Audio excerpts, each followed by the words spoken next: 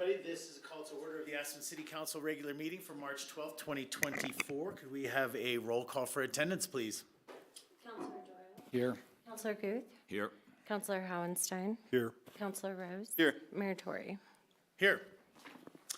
We're going to start this evening off not with a scheduled public appearance necessarily, but I do have a proclamation to read, and perhaps somebody here to speak on behalf as well. But I'll start with a proclamation.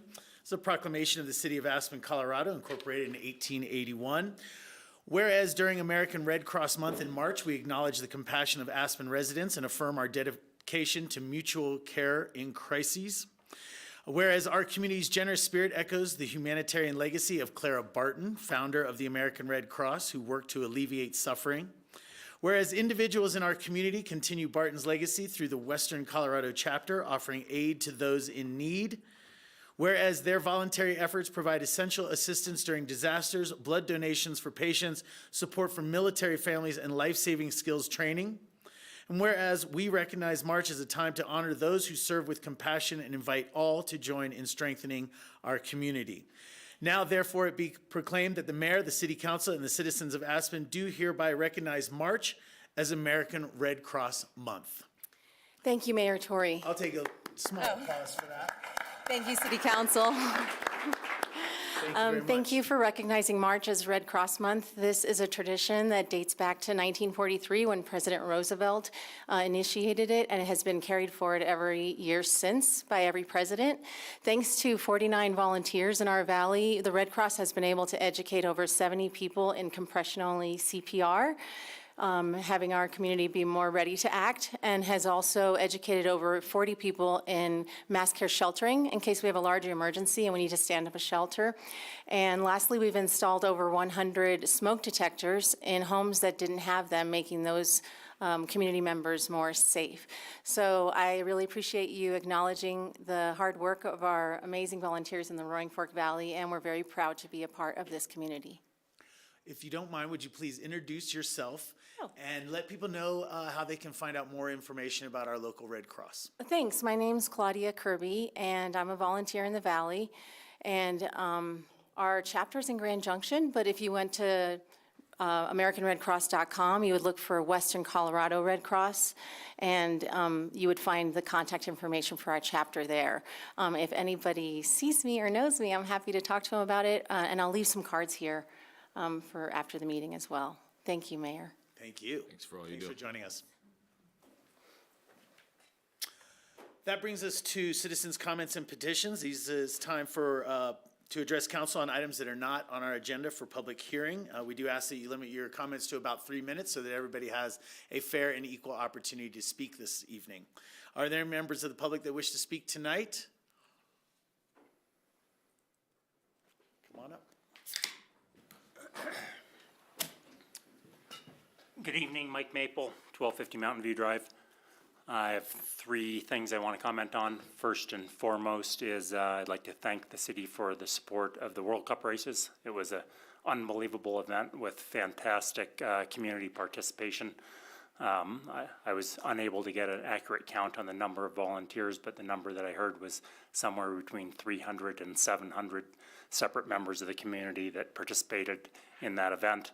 I had the good fortune to spend many days and early mornings working on it, and it was awesome. So thank you for the support of the city and the city council for that event. Secondly, one of your action items is hiring an architect for some work on the former city hall. I'm a little bit concerned with the timing of your hiring of an architect. Great projects start with great clients.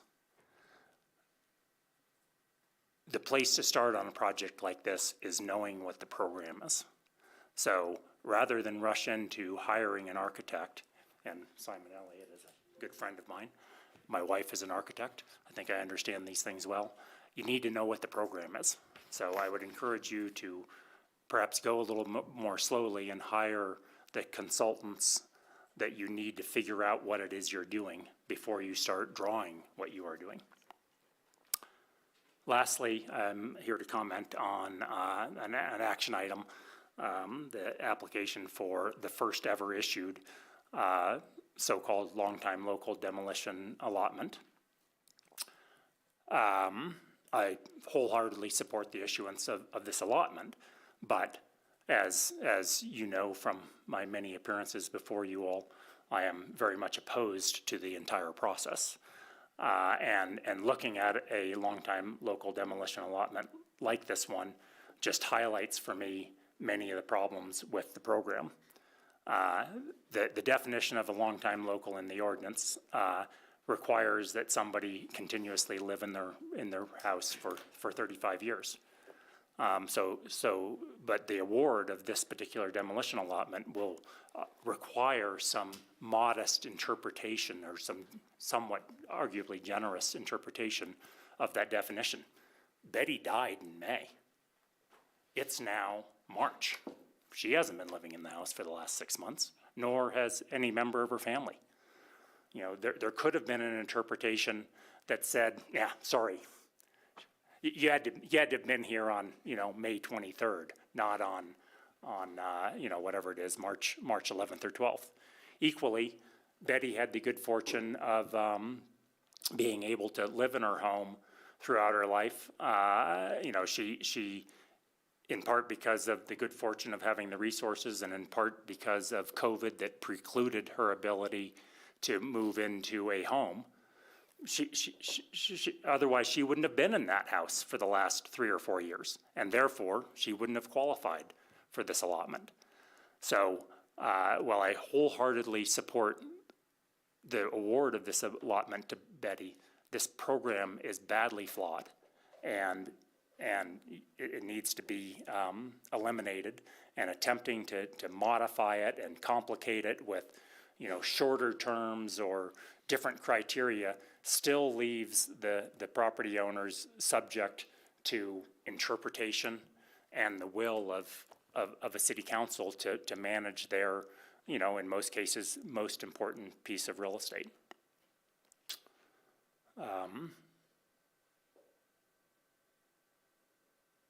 I'll leave it at that. Thank you. Thanks, Mike. Thanks, Mike. Other members of the public wish to address council on items not listed for public hearing this evening? Looking online as well. Seeing none, I'll bring it back to council table. Council members' comments this evening? Start with John. Yeah, I want to echo Mike's comments about the World Cup races. I think this community has a lot to be proud of. We were able to pull off the first two GS races no problem because the sun was out. Then it started snowing Saturday afternoon, and the call went out to local kids and their parents to show up at 3 a.m. and help remove snow off the World Cup course. And these people pulled it off. A lot of people woke up in the middle of the night to make sure this race went off, and it went off, and Aspen should be very proud of that because this winter, just on the men's side, out of 46 World Cup races scheduled so far this season, 14 were canceled, and most of those were weather-related, either too much snow, which is rare, or rain, as in Kranjska Gora last week. As soon as the men left here, they flew to Slovenia, and all the races were rained out. Also today from the National Oceanic and Atmospheric Administration, no surprise, this was the warmest winter the United States has seen in its record-keeping history. The good news is, in tonight's packet, mention is made of our new land use requirements that were adopted in June 2022 that sets many innovative standards for residential development that limits the amount of scrape and replace development, increases housing mitigation requirements, and diverts construction waste. Aspen continues to lead on these areas that are climate related, and I'm proud to be part of that tradition. Thanks. Thanks, John. Other council member comments this evening? I'll be super brief, but Go right ahead. following on about the World Cup, the last few weeks in Aspen, there's been a lot of great energy and great events and sort of busier and younger and more vibrant than it was throughout much of February and January. And I'd love to see more of that kind of activity happening that livens up our town and provides an array of different activities to do. So great job to all involved. Thanks for that. Let's keep them coming. Thanks, Bill.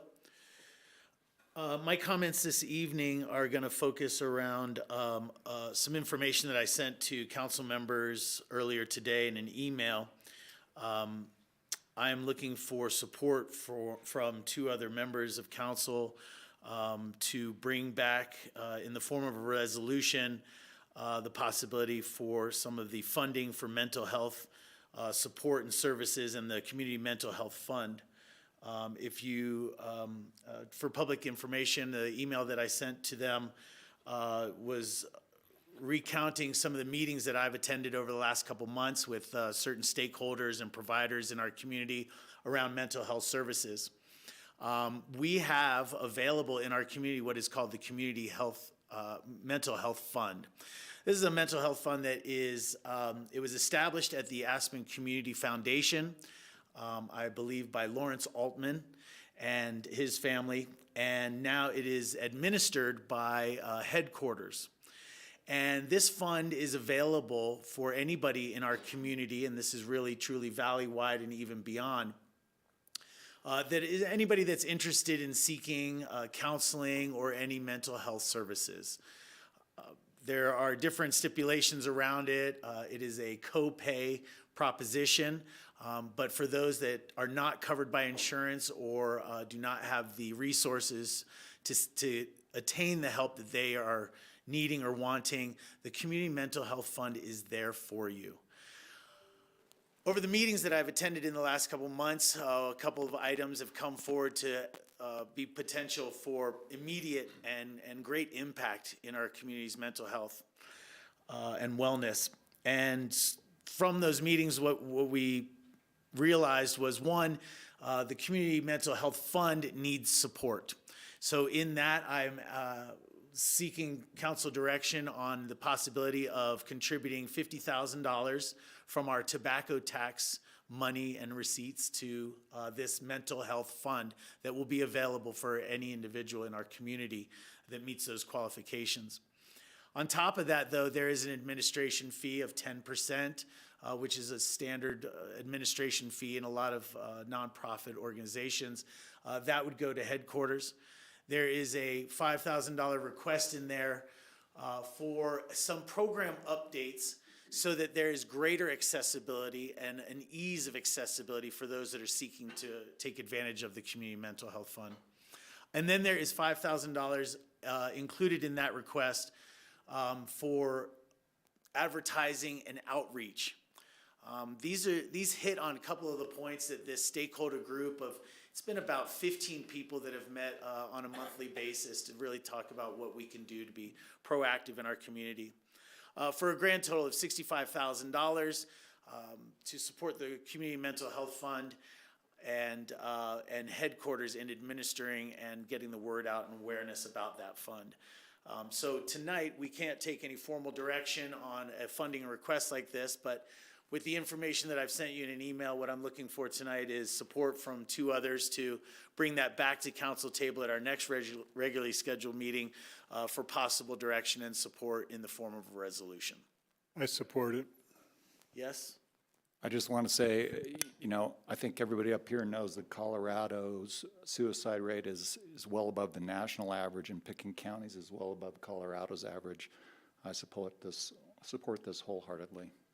Thank you. Me too. Thanks for taking the lead on it. Thank you. Yes, I'd love to see the action items on what they physically do or actually do, but I definitely support it. Thank you. I'll bring you back more information. Yeah, And I've appreciate also got some data from 2023 that I want to share with you guys as well. So as we look towards our next regularly scheduled meeting, I'll bring that as well, or get it to you before. Great. Thank you very much for your support on that. That brings us to agenda amendments tonight. I don't see any. City manager's comments. We have Sarah on the line, but Diane in her stead. We also have Matt Kuhn, special guest. Good evening, Matt Kuhn, Parks and Open Space Director. I just wanted to give you a quick update on the ABC to Brush Creek project that was in the newspaper last week. I attended the Board of County Commissioners work session along with Gary Tenenbaum and Open Space and Trails staff where this was discussed. As you might recall, we appropriated $250,000 last year to partner with the county. The county has been the lead on this project, and we were using this work session with the BOCC and the Pickens County Open Space and Trails last week as a kind of check-in on where we go from here. As you probably read, and just to reiterate, the BOCC did not reach a consensus at last week's meeting. So we're continuing to work with the county. We committed last year during the budget cycle to come back to you and review the city's contribution to that project. Our plan is to continue to let the county take the lead, and when they make a decision, circle back with you at that point about our contribution to the project. So a little bit of a refinement from what you might have read in the paper, but I just wanted you all to know that we continue to have that money appropriated, but we're not necessarily expending that to date. So, Matt, what happens to that money for now? We're continuing to hold it in 2024's budget. When the county decides whether this is a go or no-go to move it into design, we'll circle back with you at that point. All right, I'd like to make an explicit request that if that money is proposed to be used for something else, we get reminded what it was for originally. Okay. We typically don't take an appropriated capital project and reappropriate it to something else. Okay, thanks. Any other questions on this topic? Thanks, Matt. Matt, this is just feasibility study, is that correct? The feasibility study has been completed. The next phase is taking that feasibility study into design.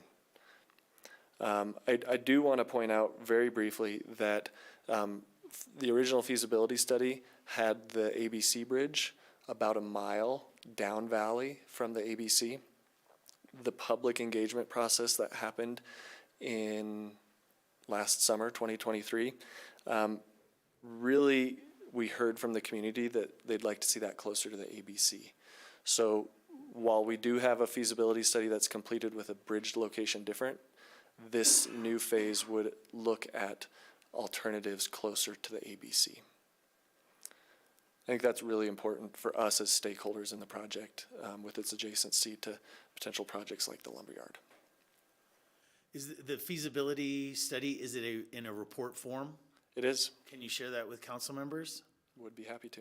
Thank you. And then, just so that there's clarity, is the $250,000 that is earmarked for this project the extent of what our contribution would be to the construction of the project? Or is this or would these funds be utilized in the design phase alone? It's the latter. What we need to determine is the actual cost and greater design before we can come back and say what a project might cost. I think it's also really important to have further along designs because we absolutely would be seeking grants and looking for significant contributions to this project that aren't city or the county. Has it been discussed, I mean, this is probably premature if you're not even sure of what grants could be accessed, but has there been a talk about what kind of split and where funding would come from for not at all? Not in great detail. Okay. And part of the reason I ask that is because these are pedestrian and bike connections, not automobile connections. But we would be able to utilize transportation funds for a project of this nature? We haven't discussed transportation funds. This has been within the Parks and Open Space Fund to date. Thanks. Any other questions? All right. Thanks, Matt. Thank you. Anything else, Diane? Nope, thank you. All right. Board reports. Any brief board updates this evening? There was a RAFTA executive session I attended last Thursday, but I will tell you offline about that. Right. Yes, and to dovetail off of that, yes, there was an emergency meeting called for RAFTA to meet last week. And then our regularly scheduled board meeting is this Thursday at 8:30 a.m. I also can report back on ACRA. The ACRA board meets on the last Tuesday of every month. At our last ACRA board meeting, we got a housing update from April Long, who is with the West Mountain Regional Housing Coalition. And we also had an update from the Chamber's Member Services. I also wanted to let you know that I've been attending CAST Housing Task Force meetings. We had another one last Monday. Primarily, those right now are focused on legislative updates. There are a number of housing bills that are being worked around Capitol here in Colorado, and so most of the time we're just getting legislative updates about what we're supportive of, what we're neutral on, or what we may oppose. Any other board reports? We attended an APSHA meeting, but there's not much to report. You want to take that? Well, I was absent at the last one, so you We basically upheld our judgment on an appeal for one of the difficult things that APSHA has to do. Ward and John, could you share your thoughts on Mick Ireland as the appeal officer on that board? I don't Please. know if it'd be appropriate in this venue. Yeah, I don't know it's appropriate. I do know that we have another hearing officer that we can go to and back up, and I think that there's been discussion about an RFP, but I don't feel free to discuss a personnel matter. All right, well, the reason I ask is because I'm interested to know your opinions about the performance of Mick in that role. To me, if the things that were reported in the newspaper about the most recent case are true, I think what he's doing is embarrassing to APSHA and to Aspen and Pickens County, and inappropriate and a poor reflection of the values of our community. So we can revisit this, but I ask that you contemplate that. I'm not sure that that's the right person for that role. Yeah, we've had discussions along these lines, and I'll bring your concerns to APSHA. Thanks. Any other board updates? Thank you. That'll bring us to our consent calendar on tonight's agenda. Tonight's consent calendar consists of resolution number 19, application of community enhancement funds and lifting of restricted status. Resolution number 29, concrete replacement, Garmisch pedestrian improvements, and EV charging station install projects. Resolution number 31 and 38, construction contract for Puppy Smith switch station equipment replacement. Resolution number 32, electric utility Puppy Smith switch station SCADA and HMI purchase and installation. Resolution number 33, approving funds for 2 deed-restricted affordable homes in Woody Creek. Resolution number 34, professional cleaning services contract for city offices. Resolution number 36, electric utility service schedule M and First Amendment to Fourth revised supplemental agreements between Municipal Energy Agency of Nebraska and the city of Aspen.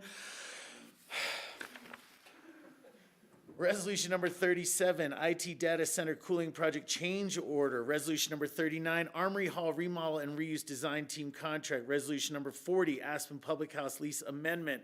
Resolution number 41, IGA for wildlife early detection camera funding. Draft minutes of February 27th. Items to be pulled for further discussion. I'm going to start with item A for a brief comment. I'm going to go to Item B for a brief question, and then I'll let others start pulling some more. 33, please, 37, and 39. Thank you. Are there any others? You sure? There's others out there, guys. Okay, fine, fine. We've got half a city staff in the room here with us tonight. It's okay. I'll add one more. Resolution number 40. Let's start. Letter A, resolution number 19. This is the application of community enhancement funds and lifting of restricted status. This is just a brief comment from me. Looking at the memo, I am interested in the future of some of these funds being utilized more towards infrastructure improvements and enhancements as community enhancement. I appreciate their being able to be utilized for past event support and the like, but I think that it'd be more appropriate for these funds to be utilized going forward in a different manner. That's just my one opinion on council. I don't need to get direction or agreement from other council members at this time. If we want to bring this back for discussion or work session with our city manager, we can do that. I just wanted to share that. I want to comment briefly on this. The east of Aspen undergrounding has been going on. We've been discussing this for many years. And I'm happy this is going forward, and I think it's appropriate use for this fund. And I tend to agree with you on community events that we can have this discussion in the future, but the undergrounding of utilities is, I think, overdue and welcome. Ward, is the proposed undergrounding in city limits or outside of city limits? It's in Mountain Valley. I think that is in city limits, and we've discussed it. Just outside, as a Is matter it? of fact. It's, Holy Cross is the electric provider, and they're participating in the funding of this as well.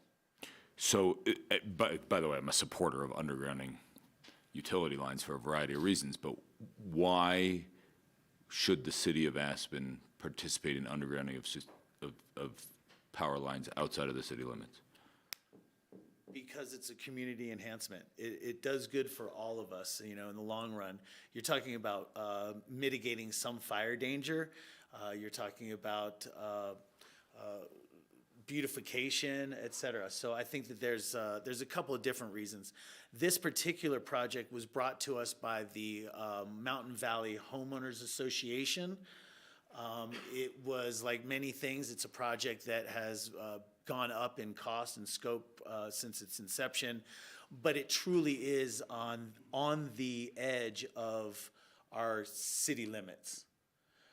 Their request came to us a couple years ago for actually more than we awarded them, but we saw fit that these community enhancement funds would be applied here and justifiably. Okay, and thanks for the explanation. I'm not sure I'm on board with that because of the fact that it's outside of city limits and that reason only. Could you repeat, or I don't know if you did mention this or not, but what are your suggested uses for these funds that would be a better alternative in your mind? I just think that because these are, in my understanding, these are kind of franchise fees. It's a voluntary program, but these are community enhancement fees, and it's coming from our utility provider. So for me, I would think that it's makes more sense where we have need for community enhancement along the lines of our infrastructure and public utility services, that would be a better place to utilize these funds instead of New Year's Eve or 4th of July celebrations. Okay, so more beautification type of projects and energy projects versus events. Event support, yeah. I would agree with you on that, with the caveat that it's for stuff in the city of Aspen.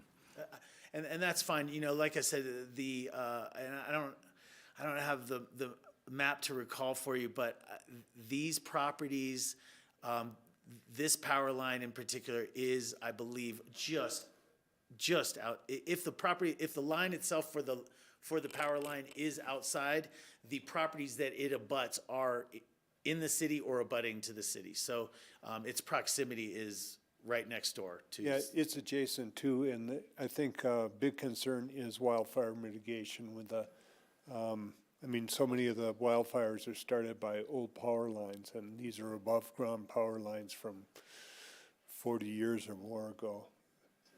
Well, I'd love a little more information on that specifically, but I do support Tori's comment on the general direction of these funds. Thank you. And then, any other comments or questions on, okay, item B is resolution number 29. I just Do we had- need to give clear, I'm sorry to interrupt, do we need to give clear direction on this one, that we are not approving that release? That's not the motion that I was going to make this evening. I just wanted to signal for future. In the memo, it referenced here that even with this resolution, if it were to pass, the Community Enhancement Fund would still retain 93,000 and change perhaps. So I think that so those funds are still available if something were to come up, something that we saw appropriate for application. So I wasn't intending to make a motion to not approve resolution number 19. I just wanted to signal forward and get kind of counselor feedback about whether we kind of saw the same. Understood. I'm fine with that. Thanks. Thank you. Item B is resolution number 29.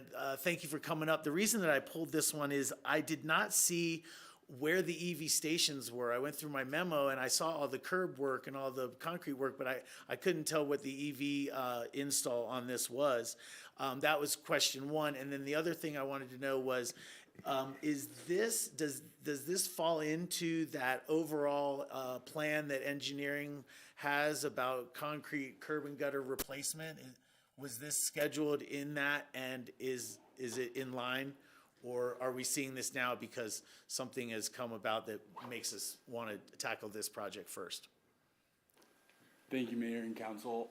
So the EV charging stations are located 2 plugs, 1 station on the Garmisch side, and 2 plugs, 1 station on the Cooper side. The 2 plugs on the Garmisch side are converted from on-street parking into EV charging stations. And then the 2 plugs on the Cooper side are head-in parking that will not impact on-street parking that are next to the existing head-in parking there. This is in coordination with an annual concrete replacement project. I think you might be referring to long-term plans to do some repairs and replacement to the intersection at Durant and Garmisch. This project has considered those future improvements, and we are designing it in a way where future improvements can be done without having to affect the project that is in front of you today. Thank you. What type of EV chargers are these? What level? These are level 2 chargers. So there's the last EV charger that we installed on Monarch and Main Street by Carl's Pharmacy. It was a fast DC charger, level 3, and these are level 2 chargers. As part of the EV master plan, the level 2 chargers were specified as the highest priority. And so there's going to be 2 chargers, 4 plugs installed as part of this project. Other questions? This is Coke Park where these are going? Correct.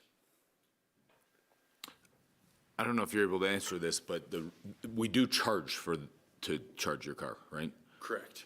And is that a profitable endeavor? The level 2 chargers, they are essentially they're just in the green. The DC fast chargers, due to electricity demand costs, they ultimately do not offset their cost. But the level 2 chargers that are in front of you today are mildly profitable. Who's determining the rates that we're selling this electricity at? The rates have been determined through the EV charging master plan and the environmental health staff. Okay, where do the revenues go from? The revenues, Tim, do you want to jump in? So this is Sorry, I know I'm asking some unrelated questions here. fair.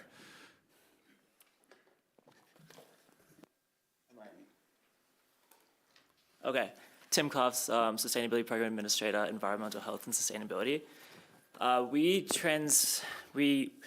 We actually work collaboratively to create the rates for both the level 3 and the level 2 charging in Aspen, and that's done through stakeholders from the parking department, our department, and also Aspen Electric. So that's been a collaborative process. To answer your second question about where does the revenue go, it's going to the parking department currently, who are in charge of ongoing maintenance and operations of these stations. Thanks. Okay, I guess last point would be, I'd suggest you revisit the rates on the ones that we are subsidizing. That doesn't make any sense to me that we're subsidizing somebody's vehicle operating costs. I don't care if it's an electric vehicle or not. I don't know why we're subsidizing it. So if it's costing us more than we're recovering, that doesn't make any sense to me. I can tell you why we're subsidizing it, because we're trying to transition people off gas burning cars into electric vehicles. That's what this is about. I thought somewhere in the memo that I read that there was going to be a rate adjustment coming to us in the future. Yep, we're currently working through that process. We're working, again, collaboratively with all those stakeholders to look at what rates we can introduce and just creative ways to recover some of the electricity costs, especially from the level 3 charging stations. And that'll be introduced in an ordinance in the start of 2025. Yeah, I'd like to, along the lines of what Bill said, I'd like to see this at least break even. Thanks. Thank you. Any other questions? Thank you, guys. Appreciate the information. Next item for discussion, resolution number 33. This is approving funds for 2 deed-restricted affordable homes in Woody Creek.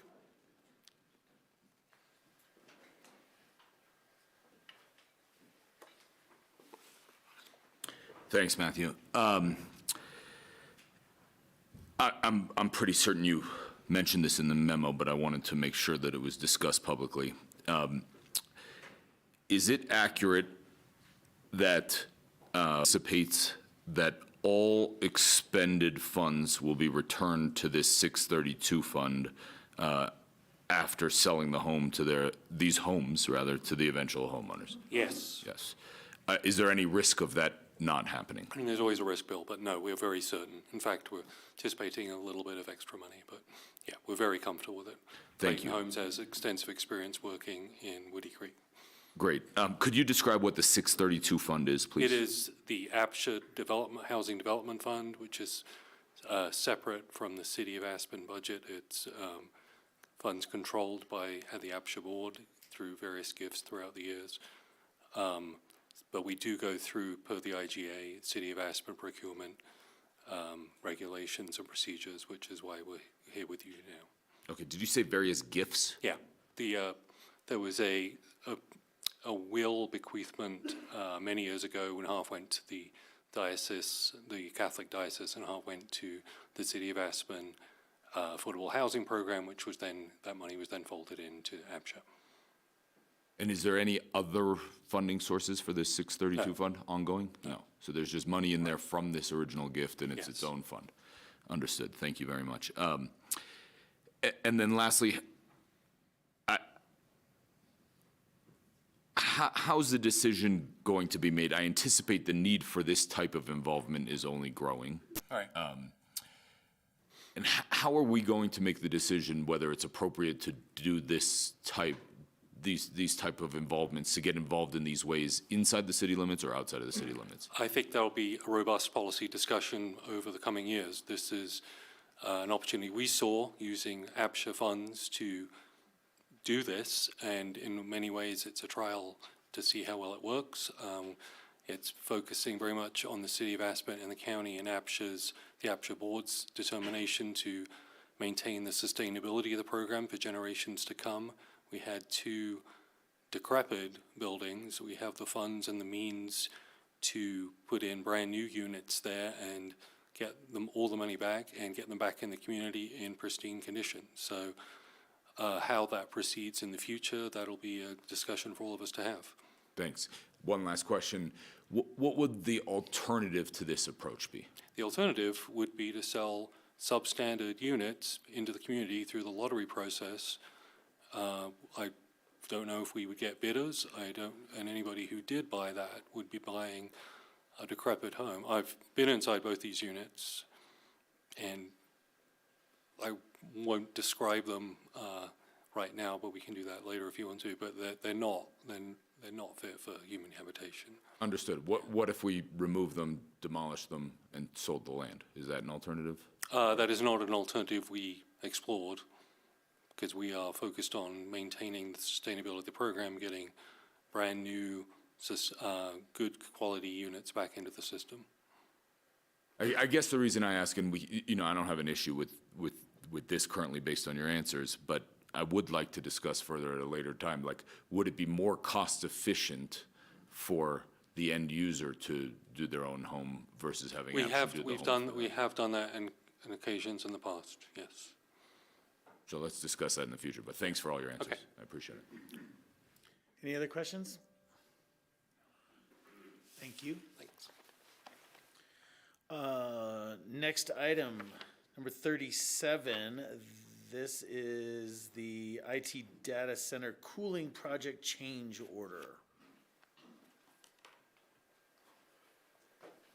Good evening. Thanks, gents. Evan and John, am I correct in understanding that the city hired an engineering firm to design this system for the need to cool this space because of the data center relocation? That is correct. Okay. And then once we bid this project, we hired some company called North Peak, and then North Peak brought in subcontractors to their contract. And those subs determined that the design was deficient? They determined that, yes, correct, the design was deficient. Who was the designer? A firm called IMEG. Are we getting our money back for that design? We have not, but they have not charged us for the redesign. They've been a part of that process. Could you maybe give us a little more color about how a licensed engineering firm could have gotten the design so fundamentally wrong, please? This is not a small 10% delta in specification. Sure. It's entirely wrong, right? I can't really answer to that, but what I can say is if the design had been as it's presented now, when the bid came in, we would have experienced the same costs that we're looking at now. I can appreciate that statement. I've never seen something like this where a professional firm gets it completely wrong. I'm not mistaken in understanding that they got it completely wrong, am I? There was not, we looked into it ad nauseum, and there was not any equipment we could change out with that design system to make it still continue to work for us. Diane has some input, perhaps. Sure. No, if council really would like the answer to that question, you can choose to either delay or reject the contract, and we can have the contractor come in, if you'd like. I'm not saying the contractor's wrong. Clearly, they're right. They Sorry, I meant the engineering firm, sorry.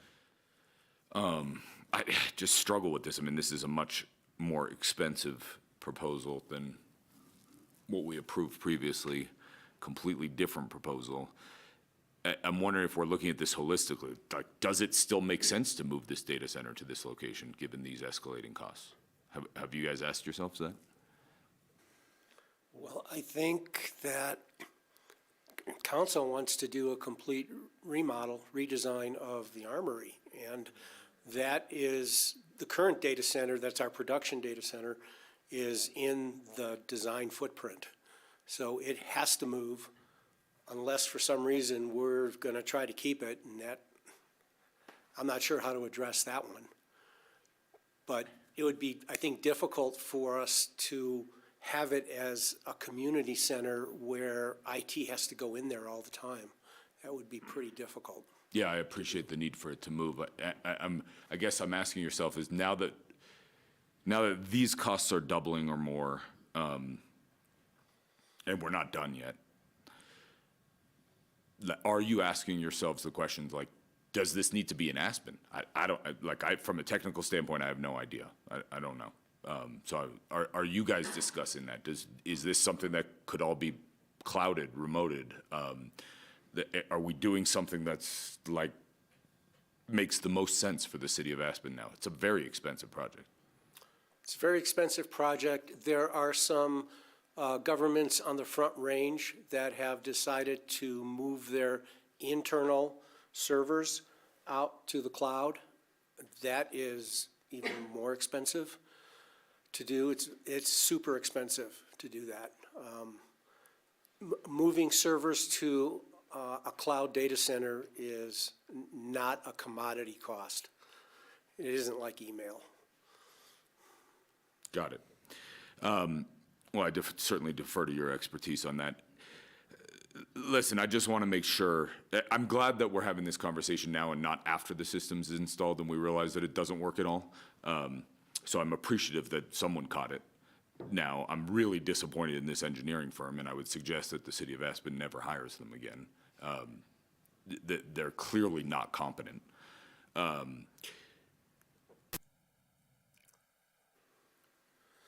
I'm fine moving forward with this. I just want to make sure you guys are having the discussions of like, does this still make sense? Is this location the right location for this thing? Are there other locations that might cost us less? So as long as you have thought about those things, I'm fine moving forward with this. Evan, do we have a guarantee that we're not going to be charged for the redesign? You said we have not been charged by the engineering firm. I will have a discussion about that with the engineering firm. I'd like assurances that we're not going to be charged for a flawed design. Okay. It's something I won't pay for then. Any other comments or questions on this item? Okay. Thank you, guys. Thanks so much. Thanks. To be clear, I'm not blaming you for anything. Okay? Don't take it that way. I've never seen an engineering firm get it that wrong before. Luckily, the team has all kind of stepped up to the plate to try to, keep this project moving forward because we know it's important for the Armory. Thanks. Next item, resolution number 39, Armory Hall remodel and reuse. You want to lead this one? Happy to.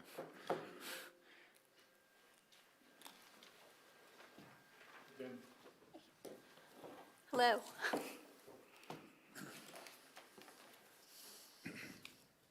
Sam? Yeah, please. So I just want to start by saying I've been in touch with Scott earlier this week and today about this project, and I'll ask some of the questions I asked over email. But the first one was, had we issued an RFP to an operator? Had we gotten any responses to that? And where does that stand? Sure. So I'm just going to introduce myself, Jen Phelan, Development Manager, City of Aspen.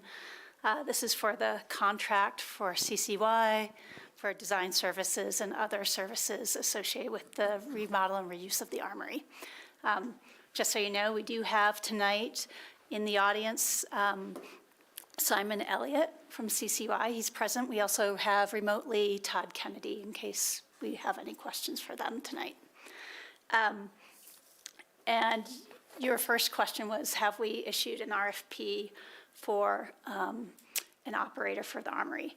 And since we probably have people in the audience who might not know the total history on this and a little bit, people remotely watching in, tuning in, just a little background. The City of Aspen issued an RFP after quite a bit of public outreach in October of 2023 for design services for the Armory, to basically take it from schematic design to construction documents so we could submit a permit to start the remodel and reuse of this building. That closed in towards the end of October 2023. In the meantime, we had a work session with council in November of 2023 where we wanted to get direction from council on just a couple aspects of the design. And in that meeting, Councilman Guth asked that we make sure that a operator RFP, RFQ go out. So that was issued in February. We gave a month for that to be open. It closed actually on Monday. We did have a pre-bid meeting where we did have some interest and questions on it, and we did not receive any proposals as of yesterday. And can you speak to maybe why you think we might have not received any proposals? One comment was that the RFP was a bit premature, that there needed to be more clarity on kind of the parameters of the scope for the project before they would be comfortable submitting basically a proposal on operating the building. And back in November, I remember looking at some schematic designs, and we discussed them at pretty great length, understanding what the building might look like. So I didn't see that RFP, but did it not sort of explain what we had behind us? It included the high-level programming that Cushing Terrell did for us. Yeah. It had that. It had the market analysis. And so all of those documents were available. So can you speculate what you think is missing from, like, what were they looking for specifically that we can potentially give them? Tori seems to want to yeah. jump in here. So before I answer, let's. Yeah, no, sorry. I think I think the interesting thing about this project is that it's community serving in so many different ways. Mm-hmm. So finding somebody who wants to be the building operator when what you have in it is visitor center and information along with Forest Service information, the potential for the retail, the restaurant service that we're all trying to get in there, and then this community available space, if you will, or whatever that's going to look like on the second floor now, third floor. I guess I'll keep calling it. I think that's a somewhat broad and slightly amorphic kind of proposal at this time. So finding somebody who is willing to check all those boxes and take all that on, as Jen said, I think they would want to see it come together more before they were the managing operator. I tell you, for me, I really feel like, I don't know if it's going to come down to, obviously the city will be the owner and potentially manager through another service provider, but I don't know that they might need to be broken up, is what I'm saying. Your food vendor operation might be its own person that does that. Building operations might be another company, another management service provider. I'm just putting this in because that's just some of the basic conversations that I've heard from people that are interested in being in this space. Yeah. No, I appreciate that, and that's sort of actually what I'm getting towards, is trying to not put the cart before the horse when it comes to this. We're talking about an architecture contract for over $1 million, and I'm just wondering if we actually do need to take a step back and try to work through what Tori just talked about before we move forward with an architecture contract for over $1 million. I did have another question related to that. How many people applied for the architecture RFP? There were 16 proposals that were submitted. And, I haven't dug too deep into the RFP process, but was there any RFP that included operations in it as well? So there were actually 7 proposals that had either people with food hall operation experience in that or in development of food halls. And then we had 2 RFPs that had restaurateurs in there.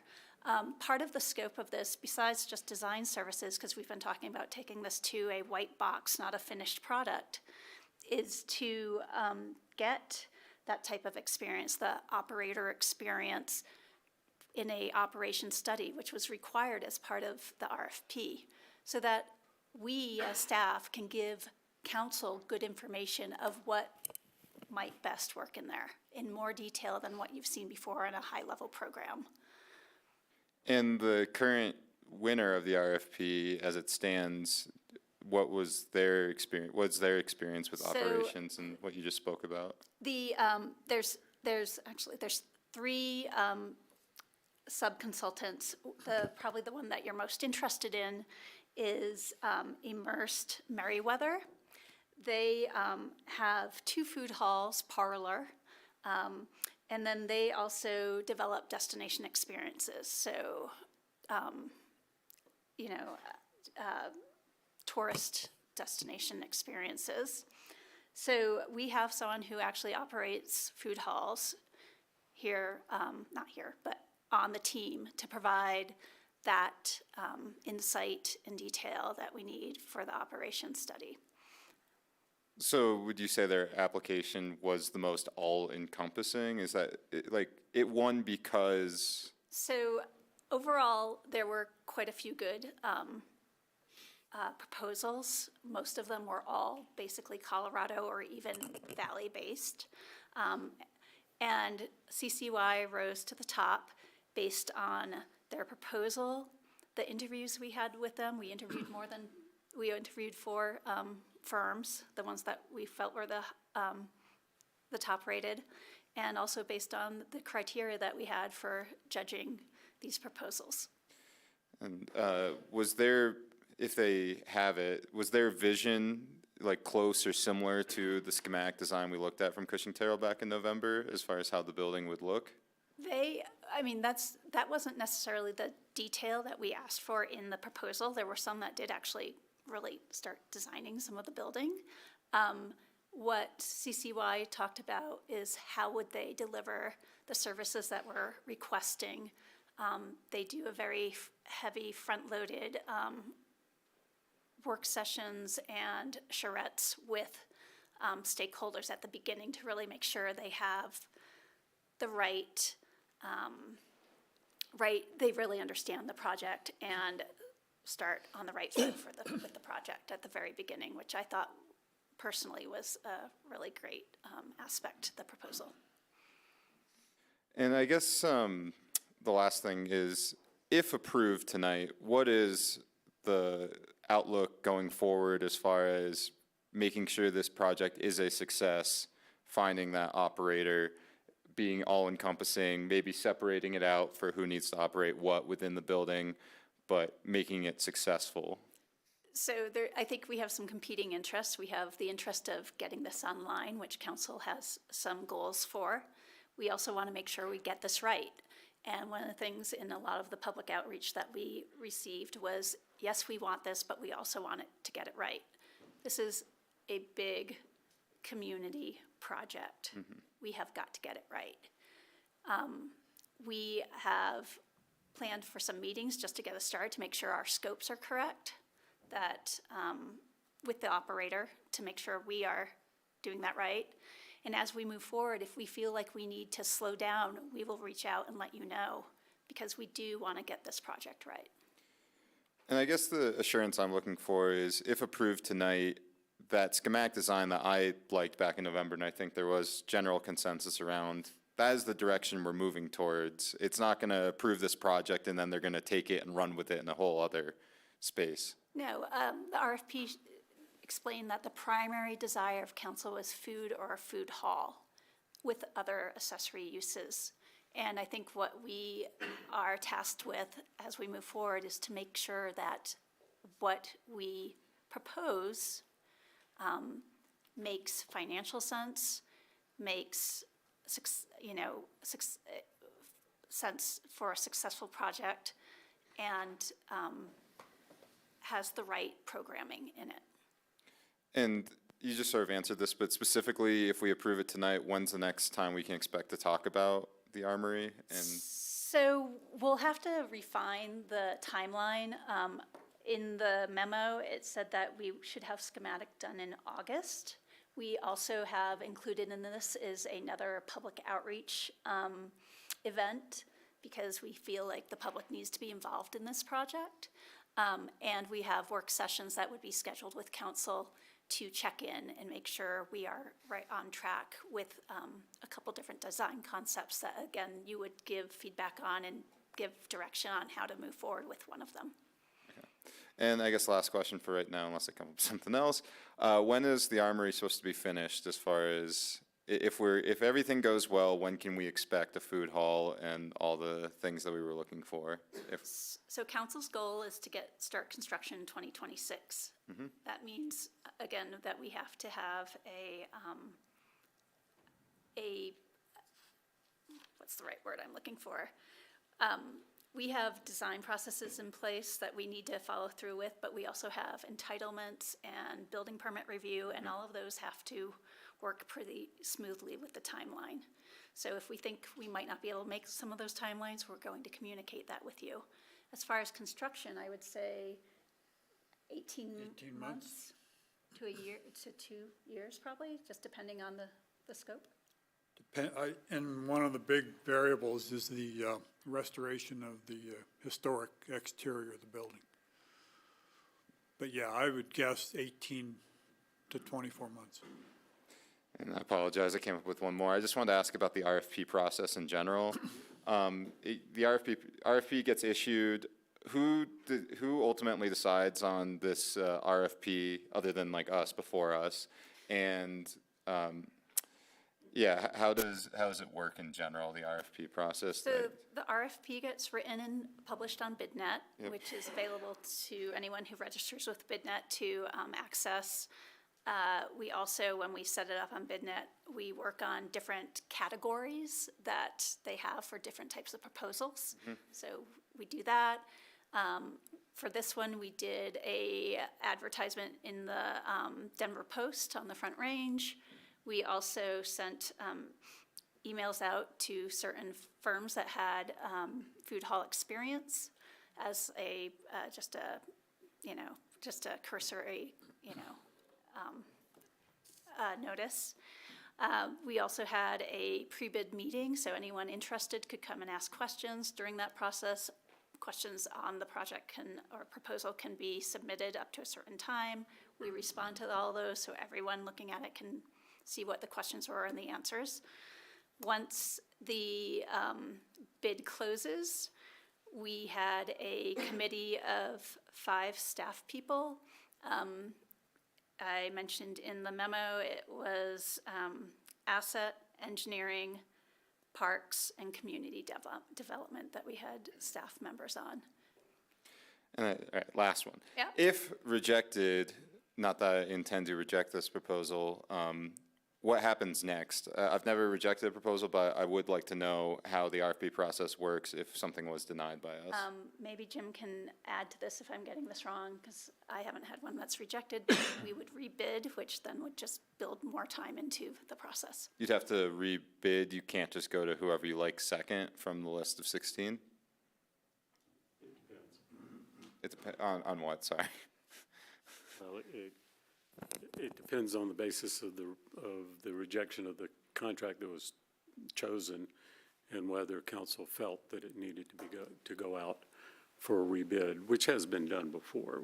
We've taken proposals and felt that none of them really met what we were required, and we would resubmit it.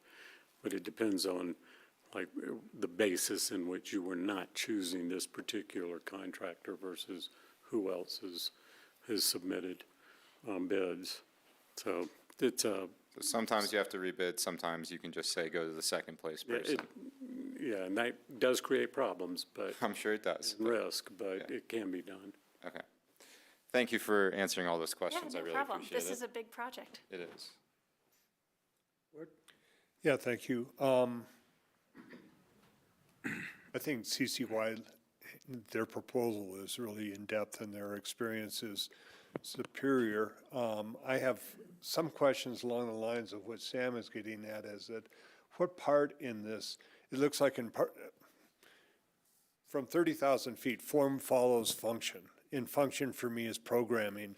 So the first part in this proposal is that we have public outreach, design charrettes, 2 meetings with city council.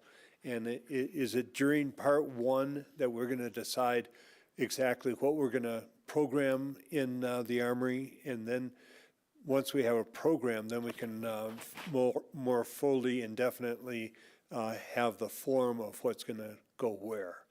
So part 1 will be getting us to schematic design. And so we will be doing the operations study at the same time as the charrettes, coming up with the design, coming up with the programming, and the outreach. So outreach is going to be midsummer-ish, and work sessions with council.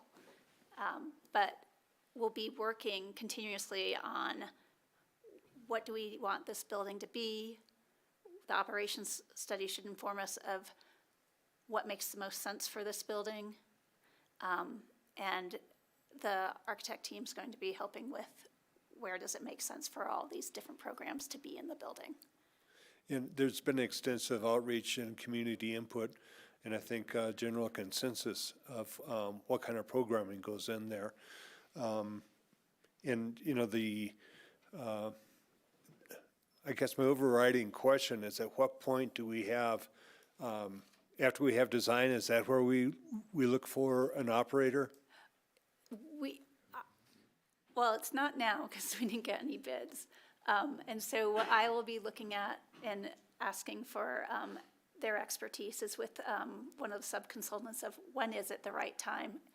I don't know if it's right towards the end of schematic. That's a question that I have since we didn't get any bids for an operator.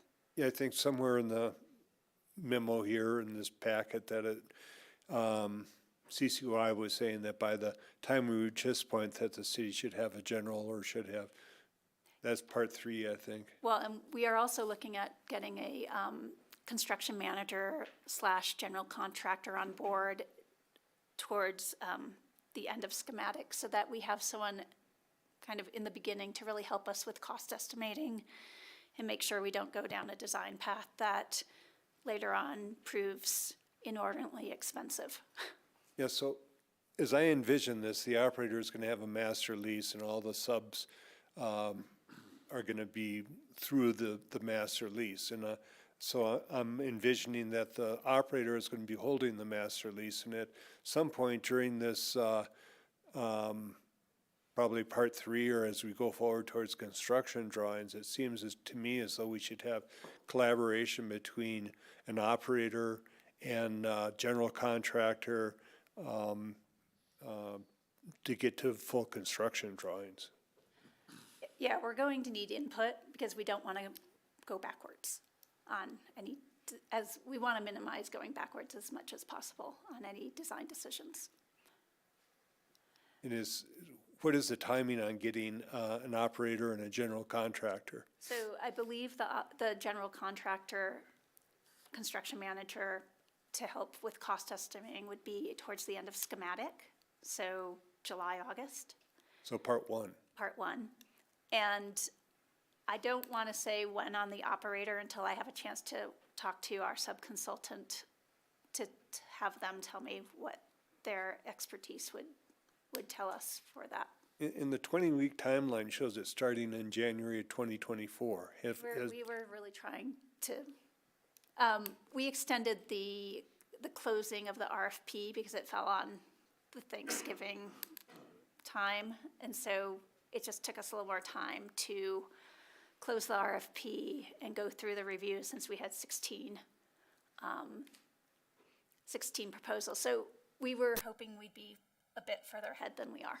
So the part 1A, I think, shows that it was starting in January 2024, so that has not commenced yet? No. So part 1A is 20 weeks. The timeline is still the same, the 20 weeks. But the memo updates the completion of that to August 2024. Okay.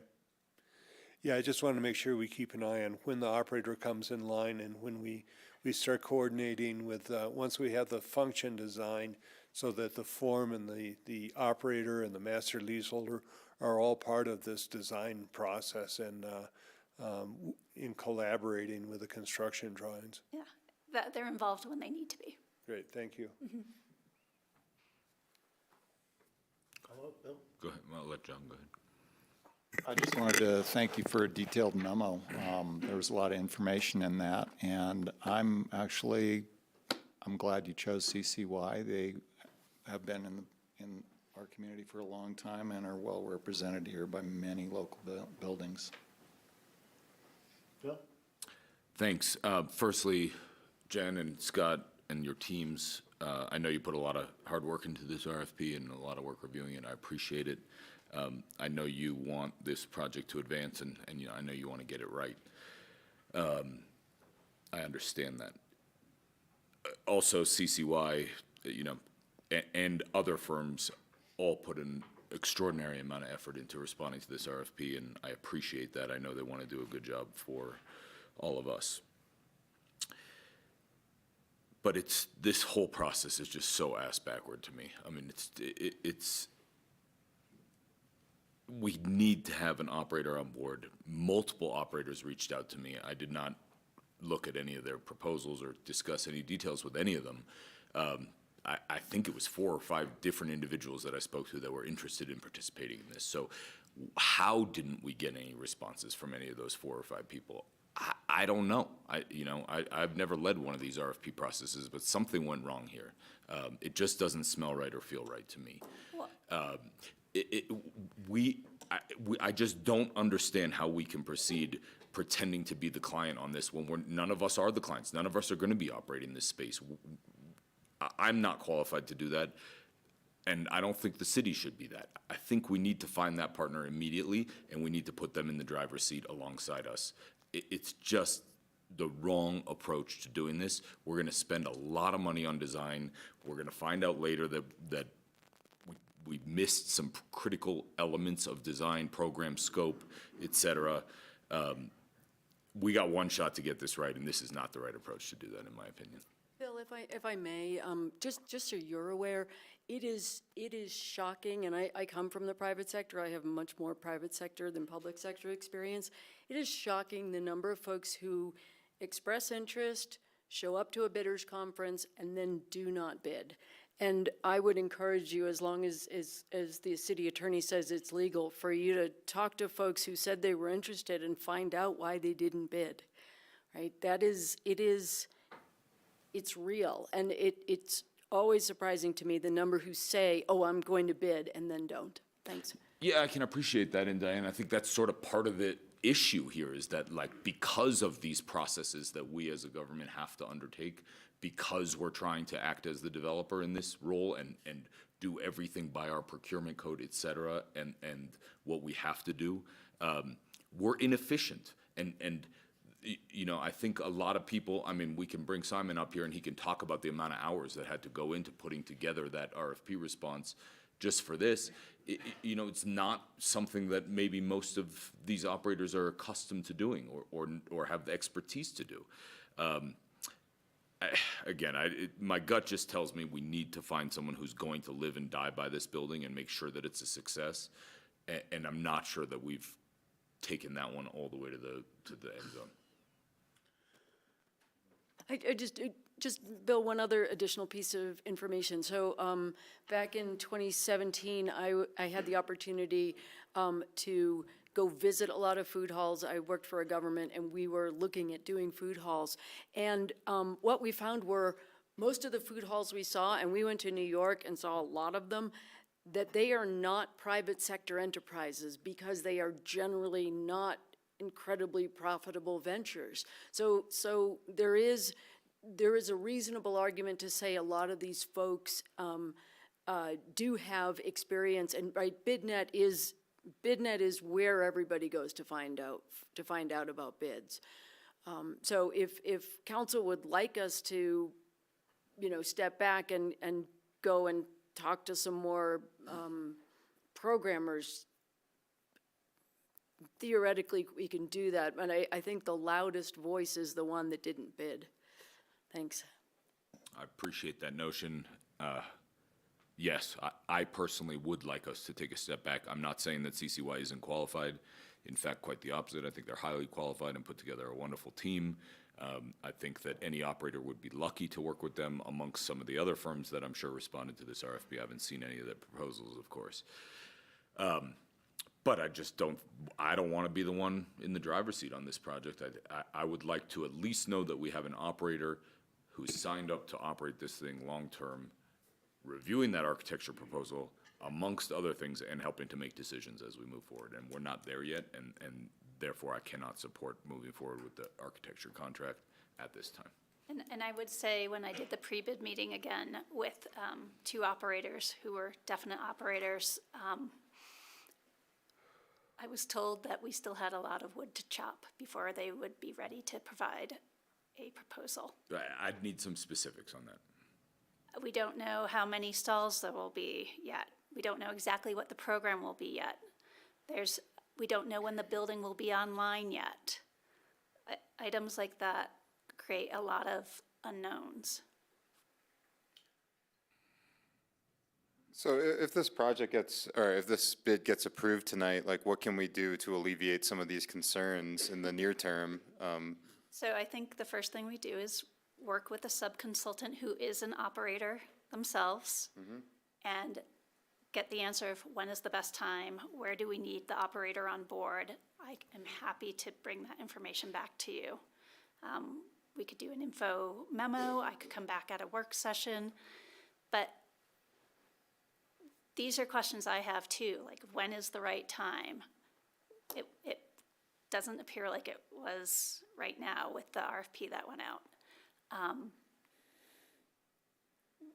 We need good information on what our best chance for success is for this project. And I think having someone who operates food halls will be able to give us some good insight. Thanks, Jen. We can pull this if you guys want to not approve this with the rest of the consent calendar. We'll pull this off so that you have the opportunity to vote on it separately. My comments here are going to be this. This is a bear of a project. This was initiated and started by a question, an advisory vote by the public that simply said, would you rather see the old armory be community space or offices for the city? You know, that's an easy question to answer, right? We'd all love some community space. Now we find out that it's a $25 million renovation just of the building, just to get a historic building in the shape that it's in and into a space that we can actually utilize it. Now we want an operator to come in who's going to tell us that they got it, that they can operate this and they can make money and it's going to work out great for our community. Talk about wanting the world. We want the world on this one. I think we all need to recognize, as Diane just said, a food hall in this location after a $25 million renovation of a building is still going to be a very difficult profit center. For me right now, as we're sitting here talking about this, I'm trying to think of what the actual revenue income here is going to be. And I think at the end of the day, it's going to be the margins are going to be so thin that we're probably going to end up having to rent this out for private events just to be able to make the building sustainable for community use. This is a difficult one.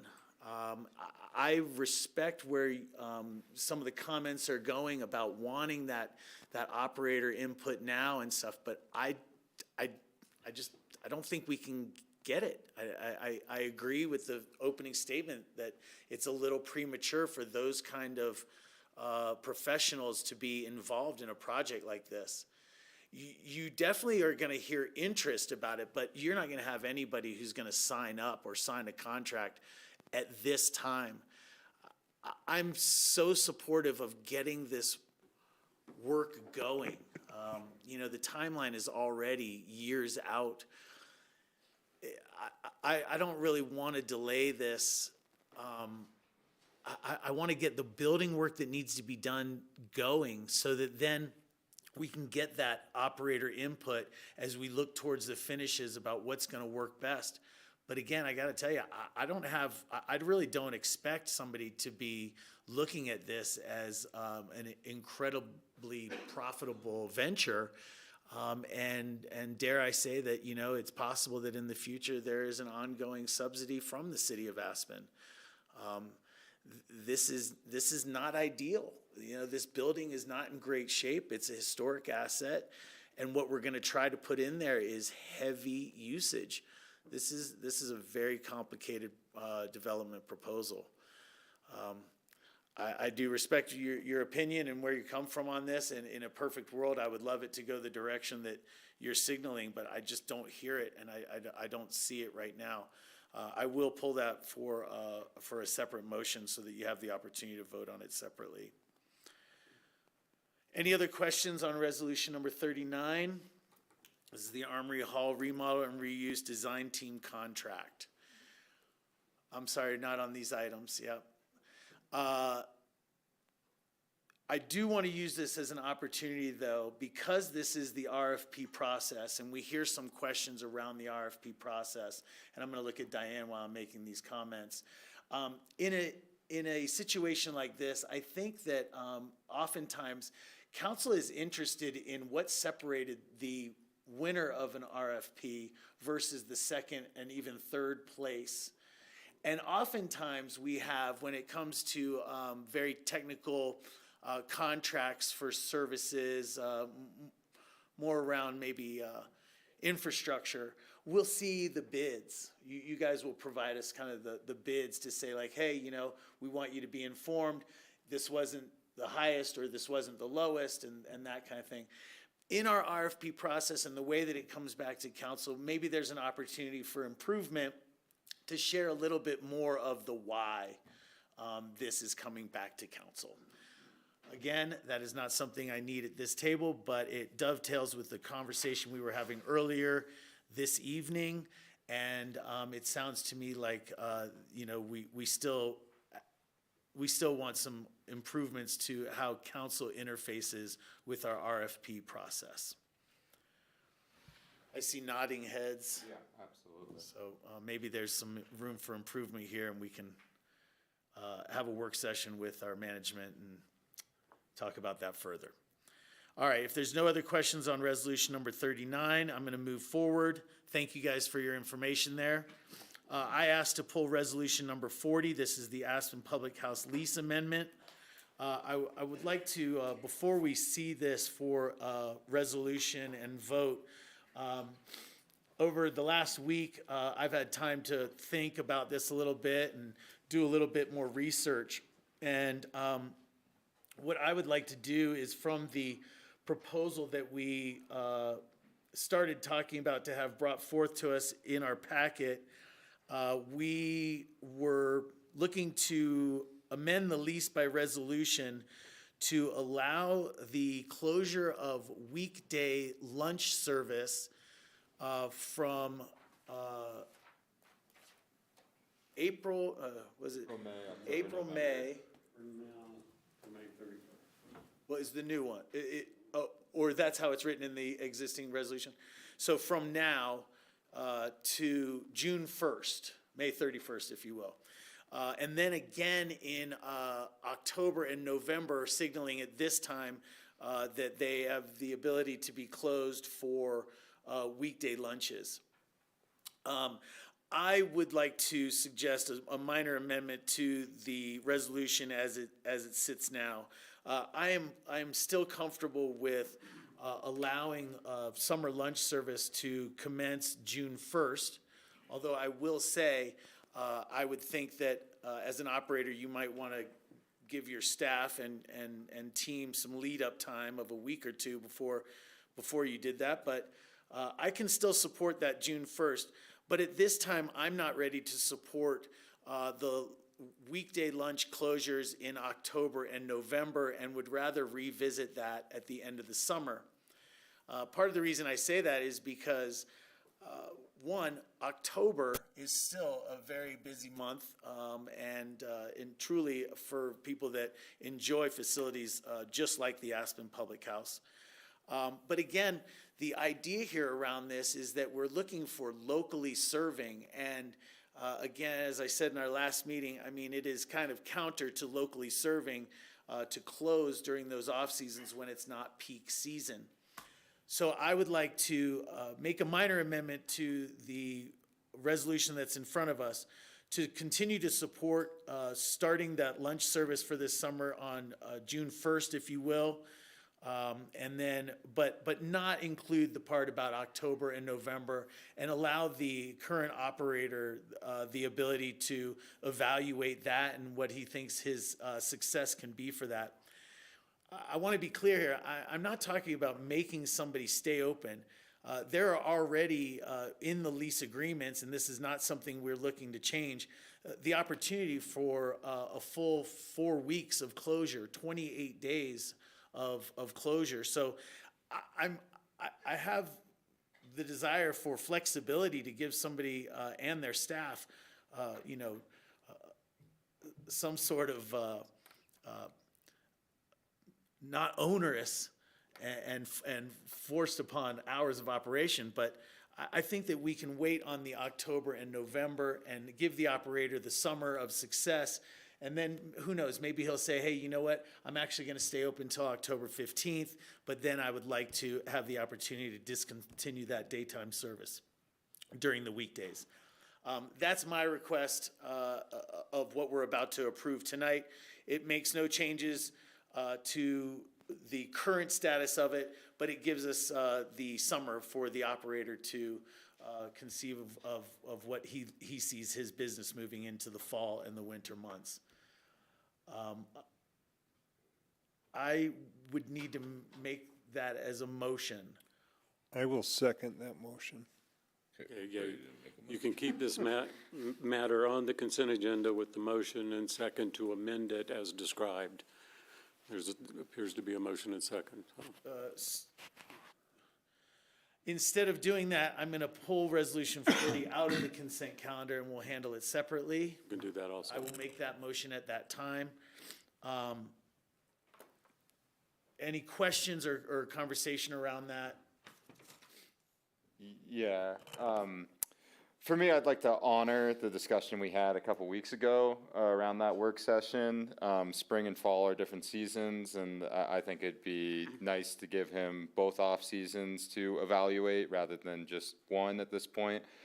At the beginning, that was my initial thought, but as things developed, I did believe that we should honor what we said a couple weeks ago rather than change it. I know he's like moved forward with I'm sure he'd love to comment on it. Okay. And I respect your comments as well, but as the swing vote, I'm sure you're going to get your way on this anyway, but I would love to honor and let him have the fall to decide himself on whether to stay open for weekday lunches. I think that's a valid point, and I'm hopeful that Bill comes to us when it's time to discuss this for 2025 and says, this is what I tried, this is what worked, this is what didn't work, here's my new proposal. Okay. So that's what I'm hopeful happens in the future. So we're going to pull 39 and 40 for Correct. separate. Yeah, thank you, Ward. Thank you for coming forward, but just hang out. All right, I'll go ahead and take care of this since I'm going to pull those. I am going to make a motion to approve the consent calendar without Resolution 39 and Resolution 40. Seconded. We have a motion and a second. Any further discussion?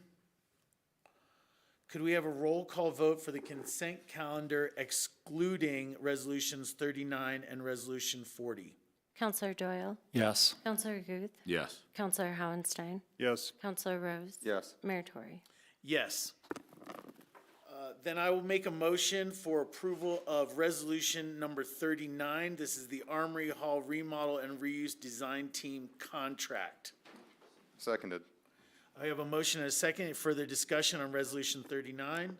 Could we have a roll call vote for resolution 39, please? Counselor Doyle? Yes. Counselor Guth? No. Counselor Howenstein? Yes. Counselor Rose? Yes. Mayor Tory? Yes. I would like to make a motion for resolution number 40 as amended in previous discussion. I'll try to recap it again.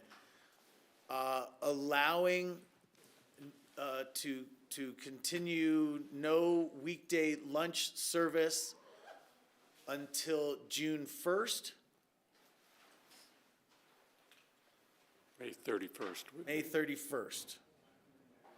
Correct, yes. No weekday lunch service through May 31st. Would I need to make any other? I would suggest in section 2 of the proposed amended, that you set a review time of this fall, if you wish to review it this fall. It's set for a review in the first quarter of 2025. It'd be up to you, but I would add that as an amendment then for review to take place at the end of summer. September month would probably be appropriate. So for clarification, the net effect of this is that it would be open for lunch from October 1st to November 31st. correct. Okay. Potentially, maybe not. But yes, maybe, minus already the ability for closures of up to 28 days in a calendar year, and with the opportunity for the operator to address us in September regarding that. Yeah, I would encourage the operator to, Bill, to experiment with reduced menu, reduced labor, really abbreviated menu. Try to find something to make this work during that fall off season. I think that was promised in the lease, and I think the community can support that. I don't think we need to have a full menu, but if we have some kind of reduced offerings, I think we could find that it's profitable for you. And then when you report back, we'll, I guess what we're looking for is that when you report back to have some kind of reduced menu plan and to be open October 1 through November 31 for lunch. Potentially. We would be open to the discussion around it. Did I have a second from Ward? Yes. Thank you. We have a motion and a second. Further discussion. Yeah. Go ahead, Sam. It's your right to obviously change that, but I do think it is pulling out the rug from underneath him to do this at the last second without him able to address us again. So I just wanted to say that, and I find that frustrating to have to vote on something like this where I don't support the change, but I do support voting yes to get to the point of like having him being able to move forward, but I do wish we were able to honor what we said a couple weeks ago. So just wanted to say that. Thank you. I appreciate that, and I don't appreciate that. You know, our job up here is to take into consideration as much information as we can, and that's what I've done. You know, once again, I'll remind you, I didn't write this contract, and I didn't sign it. I didn't agree to it. But the community who I represent has certain expectations, and what I'm doing tonight is allowing the operator to be in default of the lease that he's been in default of. So, you know, I wish, like you, Sam, that maybe things that were said were followed through on, especially contracts, but in this case, that's not what happened. So I appreciate that, and I think we're doing the best job. I think this decision does the best job for our community as well as the operator. That's why I respect your right to do what you're doing. I want you to know that. I also represent the same community you do, and this is my feelings on it. So. Thank you. The other thing I'd like to add is regarding the topic of Section 2 review, and we can ask Bill about this, he's sitting right in front of us. I'm not sure September gives him enough time, lead time, to make a decision on whether he's going to be operating for lunch in October and November or not. So if you're open to it, I'd like to ask Bill his feelings on when that conversation should happen so that he can be prepared to either be open for lunch or not, or some hybrid of the two. Sure. Bill, do you have a thought on that? Come on up.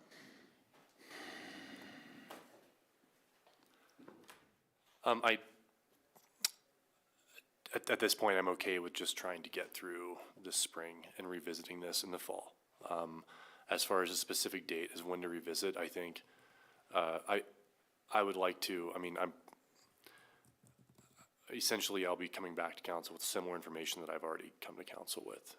It'll just be 5 or 6 months from now, so. You are already anticipating coming back and telling us that you can't make it work. No, I'm happy to come back with ideas. That's all I'm asking. Sure. And like I said, if I were in your position, I would be testing the waters in May. I would be doing what I can. I gotta say this, Bill, you know how many people are so supportive of your place and want to be there more? So many people would love it as an opportunity. I know you haven't experienced that, but I think it's out there. Anyway, I just want to work with you to have the most successful restaurant you can have. At this time, I also want to say thank you to you, because in your lease agreement that you signed with the city, it references something like dinner service till 8 o'clock at night. And you're not doing that. You're doing dinner service till 10 o'clock at night right now, sometimes 9 o'clock or whatever. But I see your effort. I'm not against you. I'm for you. I want to support you. I'm supporting you in this spring, and hopefully we'll have conversations about supporting you in the fall. Sure. Yeah. So, Bill, I didn't hear an explicit answer. I want to make sure that you have an opportunity to answer this explicitly. When is the ideal time for you to discuss October and November? I guess I can come to council with ideas and things that we've tried in this coming spring, and we could start that conversation late August or early September. Great. And anytime. You can, if you need early date on it, you can request that at any time. Yeah, happy to. Sure. Thank you so much, Bill. Thanks for being here tonight. Thanks. All right, with a motion and a second, any further discussion? Could we have a roll call vote on Resolution 40 as amended? Counselor Doyle? Yes. Counselor Guth? Yes. Counselor Howenstein? Yes. Counselor Rose? Yes. Mayor Tory? Yes. Thank you, guys. And Bill, thank you. Appreciate you coming in and working on this with us. Appreciate it. Thanks, Bill. That is our consent calendar. That brings us to first reading of ordinances. And unless council members need a break, we're going to just keep on going. First reading of ordinances. This is ordinance number 3, increase in food tax refund award amount. I'll remind council members that this is first reading. We will follow this up with a public hearing, presumably in 2 weeks. This is an opportunity to get questions for Pete for second reading. Thanks, Mr. Mayor. Thank you. Pete Strecker, Finance Director. I'm just here to present Ordinance 3, which is basically codifying council direction from the 2024 budget process, which basically increases the base food tax refund amount from $55 to $65. It also does correct some inconsistencies in the code that currently exist. And with that, council also asked staff to come back to the council table sometime this year to talk about future award amounts for the food tax refund program. We have that work session scheduled for the 25th of this month, so you'll be hearing from me again on the future awards as well. Thank you for that. I move that we read on first reading ordinance 30 of 2024. Ordinance 3. I'll second. Ordinance 3. We have a motion and a second. Further discussion? Could we have a roll call vote for reading of ordinance number 3, please? Counselor Doyle? Yes. Counselor Guth? Yes. Counselor Howenstein? Yes. Counselor Rose? Yes. Mayor Tory? Yes. Ordinance number 3, series of 2024, An ordinance of the City Council of the City of Aspen, Colorado, amending Title 23 of the Aspen Municipal Code pertaining to food sales tax refunds.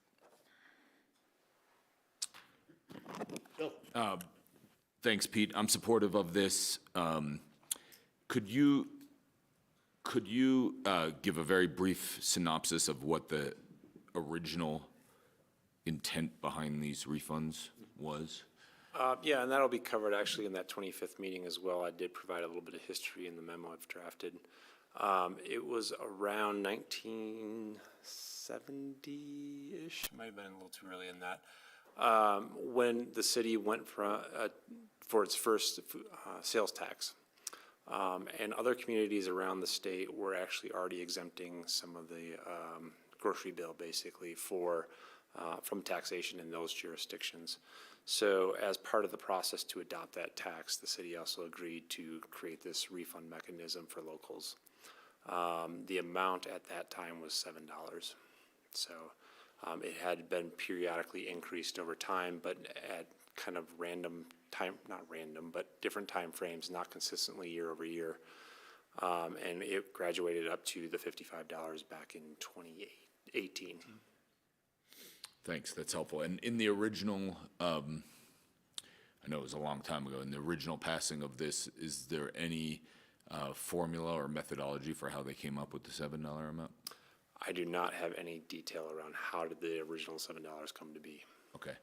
And in your upcoming work session, will you be presenting us some new methodologies and formula for how to determine the appropriate amount for 2024 and beyond? I do have a methodology to graduate that $7 up to the future year, basically.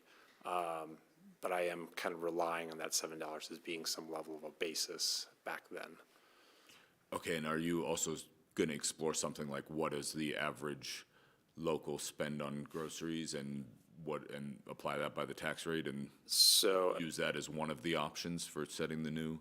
I have not done that, and I do think that might be a little difficult, quite honestly, for me to come up with what is the average spend for a local on their food tax bill. I'd request that you contemplate something along those lines, because I suspect, although I'm sure it's very difficult to figure out, that the $7 was based on something like that, right? It's like we each spend, in those days, dollars, $300, $700, who knows what it was, and the tax rate's this 8% or whatever it was at the time, and that, we're going to get made whole essentially on that portion of our sales tax. So I'd like to See if there's a nexus. see if there's some reasonable way of exploring that, and happy to wait until that work session to do so. In the memo, it described the fact that the first sales tax was 1%. And so this food tax rebate was in reaction to that and trying to, as he said, alleviate the taxation from food items at the grocery store from that. So I don't know if those actually jive up or not. I don't know, and I don't know that I don't know if that was the thinking then, if that would actually jibe today as well. But that's the conversation that we'll have. But I agree with your take on it. And, as I was saying, that there's a nexus, right? It's like, why are we giving this back? And does it even cover what you're, et cetera, et cetera? So I get your intent for sure. Well, I know for sure that either $55 or $65 does not you. make me whole. Not you. I can tell you that much. It's not for you. Maybe we need to know what a shot in a beer was in 1970. Any other information for us on this? No, we'll be bringing that back to you on the future work session. Any other requests for information? Just for council members to contemplate increasing it even further. I would increase it further than 65, but this is the number we settled upon during that session, so I don't expect that. But if anyone wants to go higher, let's start the bidding. Well, we'll find out. Maybe we're going to find out some information that supports that or does not support that. So. Yeah, I respect that notion, Sam. I would wait until we give Pete a chance to.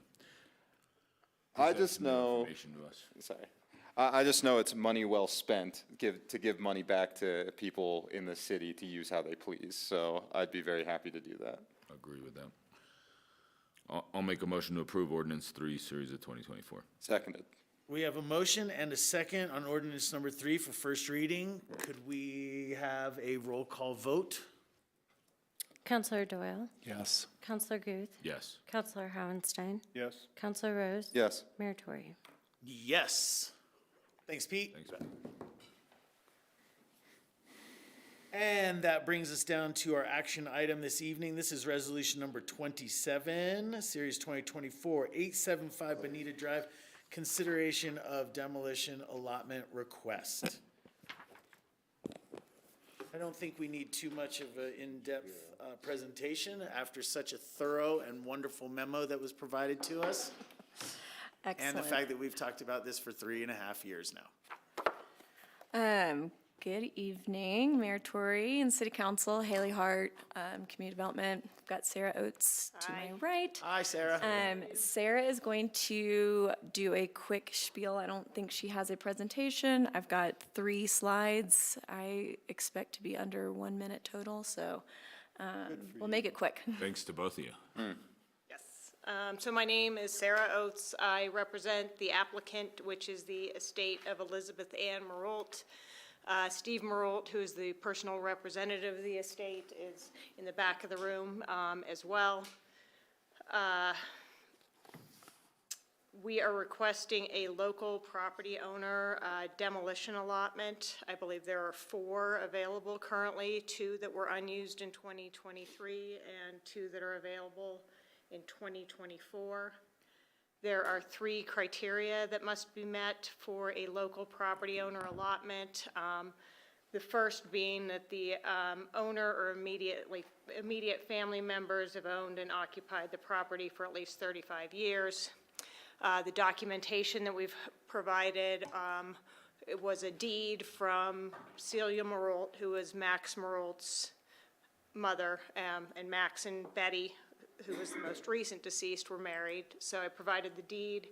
There's a certificate of occupancy issued to Betty and Max from 1969 for the house that's existing on the property. And then we have an affidavit from Steve Marult with respect to the use of the property since 1969. Basically, Betty and Max raised their 4 kids in the house from 1969 until the kids moved out and continued to live there until the date of their deaths. Max died in 2003. Betty died last year in 2023. I think in my original application, I highlighted some of their accomplishments. The open space into town is named after the family. There's a statue of Max at Ruby Park. Betty was a longtime volunteer at the Aspen Valley Hospital, so they certainly were in the community for a long time and meet that first criteria. The second criteria is the granting of allotments furthers the goals, objectives, and policies of the AACP. Again, I think because there are available allotments and the allotments were part of managing growth, that criteria is met. And then the third criteria is mainly with respect to complying with the residential demolition and redevelopment standards in terms of mitigating what goes into the landfill. So the proposal at this point is to just demolish the house, and then it'll be a green space until such time as redevelopment occurs. And that is all I've got with respect to a presentation. Thanks, Sarah. So just to reiterate quickly on what Sarah covered, again, this is for 875 Bonita Drive, so this is outside of the infill area. And staff feels that the criteria is met, the 35-year mark. We've got both the affidavit and the deed showing that the Marults have had the property for 55 years. And the property is currently under the management of their son and the personal representative of the estate. And this documentation confirming that sort of long year period, which again in the code refers to the 35 years, was in the packet. and staff finds that is met. And so staff recommends that council approve Resolution 27, Series of 2024, and this is granting one of the 4 local property owner demolition allotments. Thank you. Bill? Thanks, Haley. Thanks, Sarah. I have some questions for Sarah specifically. Sarah, when did the estate hire you to start working on this? In the fall. In the fall. And it's March 12th today, correct?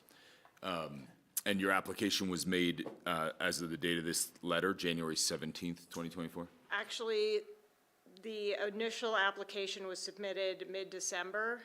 I then needed it to get denied and then submit another letter requesting to come to council. And so I needed to get an administrative denial, and then I needed to submit another letter requesting a hearing in front of city council. Sarah, why were you denied the first time? Because there weren't any allotments available under the original program, and so you have to get denied under the regular allotments in order to then be heard in front of city council for the local property owner allotments. So you're telling me one cannot directly apply for the local property allotments? That is correct. Thank you. Sarah, how much approximately have you billed this estate for your work on this? Yes, it is. Thanks. It's my question. Please don't interrupt. Dang, man. Calm down. I didn't interrupt. Yeah, I mean, I don't have, I guess I would estimate 3,500 to 5,000. Okay. Do you think that this is a reasonable process to have to go through to demolish a house of somebody who clearly meets the criteria? In my opinion, I feel like staff could make the determination as to whether somebody's a 35-year resident, and if there's gray areas, then they could kick it up to council. Are there gray areas in this application? Absolutely not. Thank you. I'll Any make. other questions? Yeah. Sam? I was going to ask many of the questions Bill asked, honestly, about the cumbersome nature of this application. I actually want to make, I guess I'll ask one question first. You mentioned that the home is going to be demolished and it's going to be turned into green space for now. I respect that you said that. I was just wondering if that's relevant to anything regarding the application or just you giving additional information. In the application, there's a requirement that you provide a site plan for what you're going to propose to do. And my clients just want to demolish. They don't have any plans for anything additional because, you know, to be fully upfront with city council, they've inherited the property. None of them can afford to buy anybody else out in the family, and so they're going to go ahead and sell it. So they're going to sell it with a demo permit because they can't sell it without. But they're going to take it to green space first and then sell it, not have the buyer sell it? Like, I only ask because I'm also trying to understand, like, what it matters, like, whether they're going to do green space or whether they're going to sell it anyway. I don't think it matters, but again, one of the criteria was that we provide a site plan, and there's no site plan to provide because it's just going to get demolished at this point in time. Okay. Then just a comment of just, I do think it's almost like funny, ironic that the first family of Aspen, and I say that in the most respectful way, the Merolts are having to go through such a cumbersome, costly and timely manner to demolish a home that meets all the criteria. I think it just is another example of this program not working well and another reason for it to be eliminated. So thank you. Thanks. Other comments or questions? Yeah, I could see a streamlined process where if you qualify for a longtime resident, that you don't have to go through the first request to be able to apply directly for that exemption. I would agree that it does seem unnecessary to fail one application to apply for the demo permit. I think that could be streamlined. On the other hand, I think this case clearly shows that in this particular case, at least, the demo allotment stuff works. Thank you. Thanks. Any other comments? Yeah, I did want to just say again, and I'm sorry to beat a dead horse, but, you know, sitting on council since last April and the amount of applications we've had come through, since last April. I think you were sworn in June. I was sworn in April. April. Go on, 11th. Sam. Oh, sorry.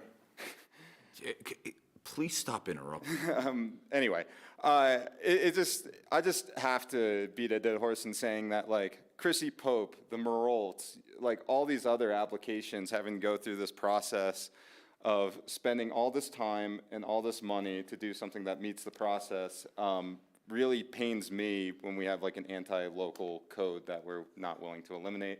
I know, Tori, I'm sorry. I just had to say that again because it does pain me. Yeah, I appreciate it.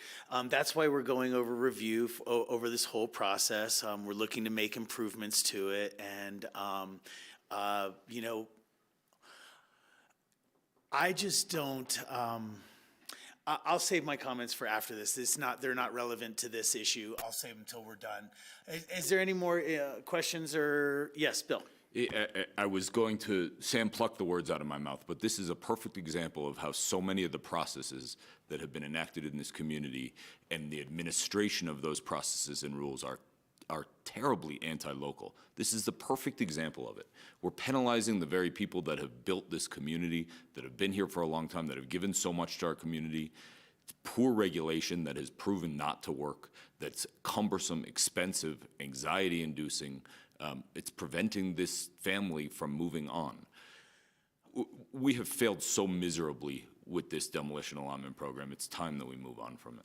Thanks. I'm glad we're making improvements, but again, this is not necessarily the time for that. We are doing work on this program. At that, I will make a motion to approve resolution number 27, series of 2024, granting a local property owner demolition allotment. Second. I have a motion and a second. Further discussion? Could we have a roll call vote for resolution number 27, please? Counselor Doyle? Yes. Counselor Guth? Yes. Counselor Howenstein? Yes. Counselor Rose? Yes. Mayor Tory? Yes. Thank you very much. You are welcome. Appreciate it. Thank you for being here tonight. So real quickly, you know, in conversations like that, I think it is inappropriate or just opportunistic for things like anti-local to be said. Sam, that's why I was upset earlier when you made a mention of pulling the rug out from somebody. You know, if you are going to characterize me as anti-local or pulling the rug out from somebody, that comes across as offensive, and that's all. I just wanted to share that. Like, nope, you know, no big deal. Let's get past it. But I find that those are the opportunities that are not really great for us working together, and truly, I do see us as working together. So. If I may, policy, I'm talking about policy, not people. So I think you're being offended by policy talk, and once again, I apologize for that. And secondly, Pull the rug out from under. That's not a policy, that's a person. I think you're changing the policy to pull the rug out from Anyway, underneath go someone. on, if you want to explain more, go ahead. And the last one is just like, if in the interest of you venting about something, I would like to say, if you're going to be like my community and the community I'm representing and act like I'm not representing the same community, I find that to be offensive sometimes. So if Wasn't this- my inference, I said about what I was doing. No, and With that's that, what I I'll take a mean. motion for adjournment. No, we need to go to executive session. Thanks, Jim. I'll make a motion to adjourn. No, you No, won't. no. Sorry. Mr. Move Mayor, staff is requesting that council go into executive session pursuant to CRS Section 24-6, 4024A, purchase, acquisition, lease, transfer, or sale of real or personal property or public property interest. 4B, conferences with an attorney for the local public body for the purposes of receiving legal advice on specific legal questions. 4E, determining positions relative to matters that may be subject to negotiation, developing strategy for negotiations, and instructing negotiators. Specific items for discussion in tonight's executive session will involve the following: ongoing litigation, Centennial Owners Association versus City of Aspen, Forest Lookout 2 LLC, and Aspen Forest 8th Street LLC versus City of Aspen and Aspen City Council, Aspen City Council and DR 24 F16 LLC versus City of Aspen. Those are the same basic case. Potential litigation including Garden LLC and 359 Design LLC, Burlingame 3, and the lease, transfer, or acquisition of real property or property interest, contract negotiations, and communication with counsel regarding such subjects due to market forces, negotiation strategies, and confidentiality demands of parties involved, and necessitated by the subject of the property acquisitions, which further disclosure would be a detriment to the city's strategic position. The exact properties cannot be disclosed. Council elects to go into executive session. The executive session will be recorded, and the recording will be maintained by the clerk for a period of not less than 90 days. As always, if we go into executive session, we will convene downstairs in council electric pass conference room, and we will not return to these chambers for adjournment of the meeting. Thank you for that. Can I have a motion to go into executive session? So moved. Second. Thank you. Motion is second. Further discussion? Can we have a roll call vote for going into executive session, please? Counselor Doyle? Yes. Counselor Guth? Yes. Counselor Howenstein? Yes. Counselor Rose? Yes. Mayor Tory? Yes. Thank you. Thank you as always to Grassroots. Have a wonderful evening. We will be adjourning from downstairs and not conducting any business after our executive session. Have a wonderful week. See you down there. And I'll see you down there.